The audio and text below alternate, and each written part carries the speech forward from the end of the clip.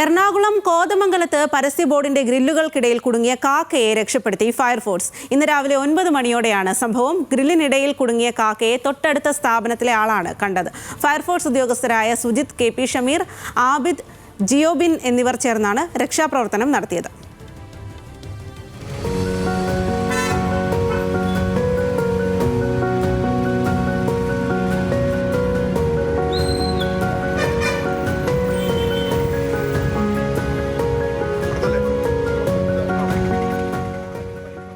സൈഫിനിസ അലിയാറാണ് വിവരങ്ങളുമായി ചേരുന്നത്. സൈഫിനിസ, ഏറെ ഊഷ്മളവും ഹൃദയവുമായിട്ടുള്ള ഒരു വാർത്തയും കാഴ്ചയുമാണ്. ഒരു ജീവൻ തന്നെയാണ്, അതിനെയാണ് രക്ഷപ്പെടുത്തിയിരിക്കുന്നത്. എങ്ങനെയായിരുന്നു രക്ഷാപ്രവർത്തനം? സ്വാതി, ഇന്ന് രാവിലെ 9 മണിയോടുകൂടിയാണ് കോതമംഗലത്ത് പരസ്യ ബോർഡിന്റെ ഗ്രില്ലുകൾക്കിടയിൽ കഴുത്ത് കുടുങ്ങി ജീവന് വേണ്ടി പിടയ്ക്കുന്ന കാക്കയെ സമീപത്തെ ഒരു സ്ഥാപനത്തിന്റെ ഉടമ ഉടനെ തന്നെ ഇദ്ദേഹം ഫയർഫോഴ്സിനെ വിളിക്കുകയായിരുന്നു. ഫയർഫോഴ്സ് വേഗം തന്നെ സ്ഥലത്തേക്ക് എത്തി ഈ പരസ്യ ബോർഡിന്റെ മുകളിലേക്ക് കയറി, ഈ ആക്സിന് മുകളിൽ കയറി കാക്കയെ രക്ഷപ്പെടുത്തുകയായിരുന്നു.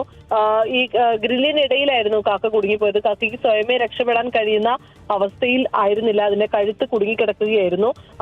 നേരത്തെ തന്നെ ഇത് കണ്ട് ഫയർഫോഴ്സിനെ വിളിച്ച് ഫയർഫോഴ്സ് എത്തിയത് കൊണ്ട് മാത്രമാണ് കാക്കയുടെ ജീവൻ രക്ഷിക്കാനായത്.